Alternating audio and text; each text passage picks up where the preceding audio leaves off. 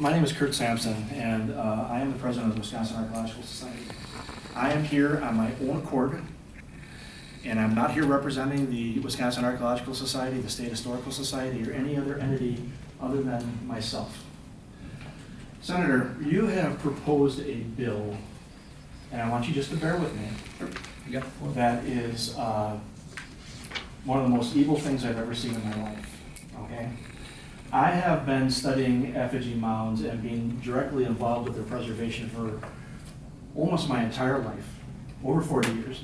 There is not anybody in this room that has been to more effigy mound sites than I have, and actually studied them and worked harder for their preservation.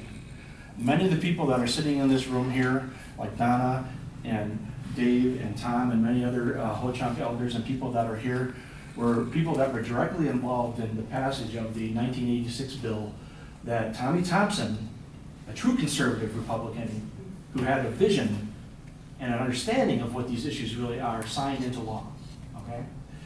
You are sitting in front of Ho-Chunk people that have been on this landscape since the beginning of time. Over 1,000 generations of people. These burial mounds are direct links and part of our collective cultural landscape that are almost completely destroyed by development and progress, if you want to call it that, since the beginning of the 1800s.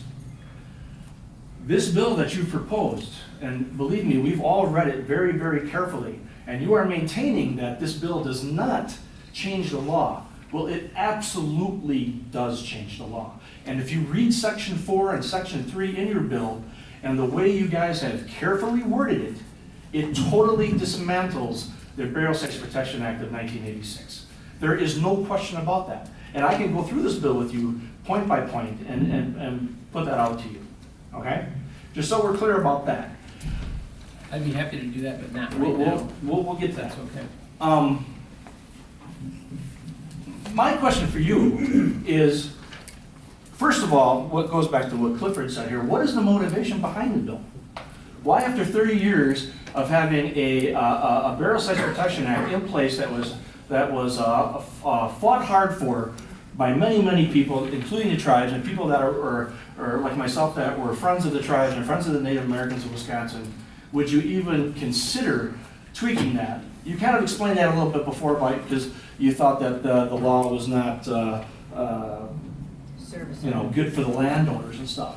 Well, I can tell you, the loophole that you're trying to use, and we're going to be frank about it, is that when you study the archaeological literature very carefully, of all the excavations of mounds that have been done since the early 1800s all the way up until the early 1980s, there are a few instances where there were a couple of archaeologists who erroneously had put in the literature that they did not discover human remains in some burial mounds.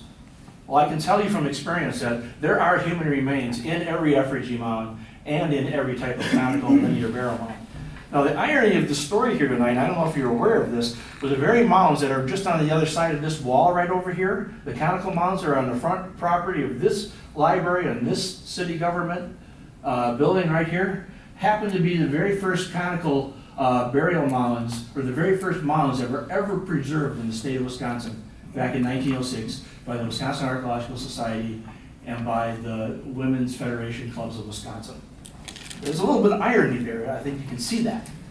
I'm not going to lie to you. I'm not happy with you. And I think there's a lot of people in here that are not happy.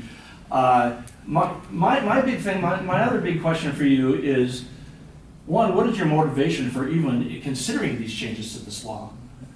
And two, what economic benefit would this have to Wisconsin other than maybe what Windward Corporation would maybe gain from this? I'd like you to speak very frank about that.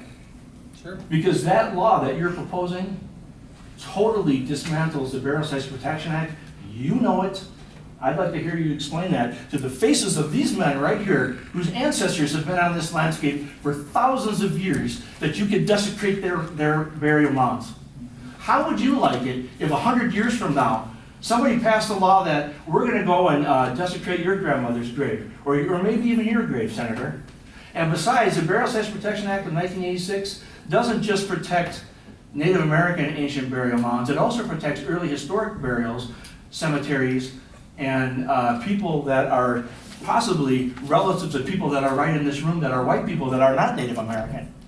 There's absolutely no justification for this bill. It is the most absurd thing I've ever seen in my life. I'm urging you, drop this bill today. That's all I'm going to say. Thank you.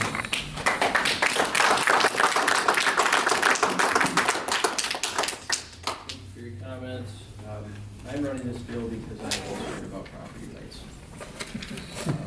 Whose property? Individual property owners, that's kind of the foundation, I believe, of when our government was created.